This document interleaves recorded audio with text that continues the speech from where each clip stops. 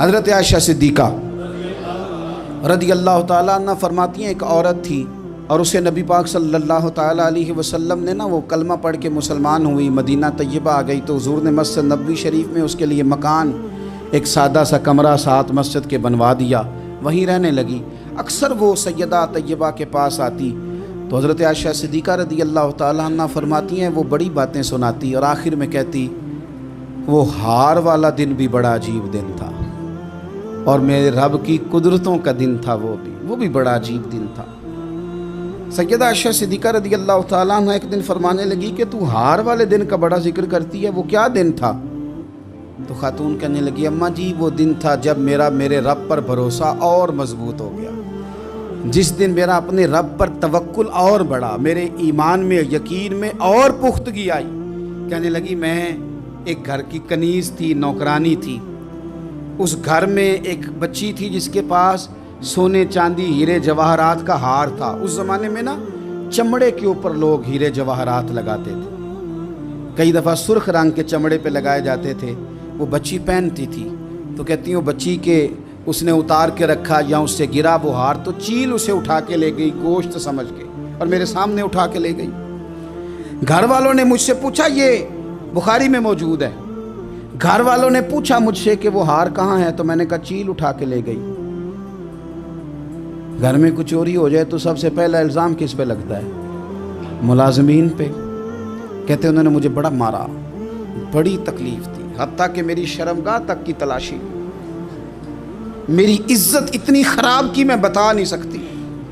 میں نے اپنی زندگی میں ایک واقعہ دیکھا، ایک امیر گھر میں چوری ہو گئی، ملازم کو اتنا مارا کہ وہ چارپائی پہ پڑ گیا، پولیس والوں سے اتنی مار پروائی گئی کہ وہ بیچارہ چارپائی پہ پڑ گیا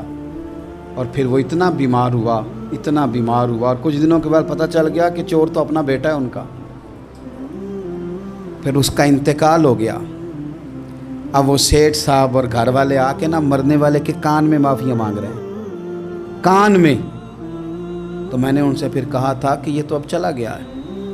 تمہارا زور چلتا تھا تو تم نے قانون خریدا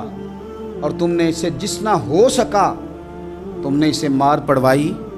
تمہارے پاس جو عدالتیں تھیں تم نے وہاں کارروائی کی، اب ایک عدالت قیامت کے دن لگے گی۔ یہ کمزور تھا کچھ کر نہیں سکا۔ میرے نبی پاک صلی اللہ علیہ وسلم نے فرمایا سن لو، اگر سینگ والی بکری نے بغیر سینگ والی بکری کو تکلیف دی ہوگی تو قیامت کے دن اسے بھی بدلہ دینا پڑے گا کہ تیرے پاس سینگ تھے اور تو نے اسے مارا تھا۔ وہ خاتون عرض کرتی ہے سیدہ عائشہ کی خدمت میں کہ مجھے بڑا مارا، مجھے تکلیف دی، میں کہہ رہی تھی کہ میرے سامنے چیل لے گئی ہے پر وہ نہیں مان رہے تھے، اماں جی انہوں نے مجھے بڑا مارا۔ حضرت عائشہ صدیقہ کہتی ہیں پھر کیا ہوا؟ کہنے لگی اماں جی جب کوئی میرا مددگار نہ رہا، مجھے تکلیف دے رہے تھے، رسوا کر رہے تھے تو میں نے اپنے رب سے مدد چاہی، میرے رب کی طرف میں نے توجہ کی، میں نے کہا مالک اب تو ہی میرا مددگار ہے۔ کہتی ہے وہ مجھے مار رہے تھے تو وہ چیل جو ہار لے گئی تھی وہی لے کے واپس آ گئی اور ہمارے سروں کے قریب لا کے اس نے جب اس ہار کو پھینکا وہ مجھے چھوڑ کے سائیڈ پہ ہوئے، وہ میری بے گناہی جان گئے، لیکن آپ کو بتاؤں اس دن سے میرا اپنے رب پر یقین اور بڑھ گیا۔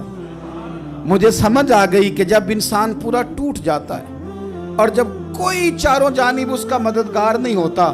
تو رب تو ہوتا ہے اللہ تو اس کا مددگار ہوتا ہے وہ تو پھر اپنے اس بندے کی مدد کرتا ہے پھر وہ تو توانائی دیتا ہے۔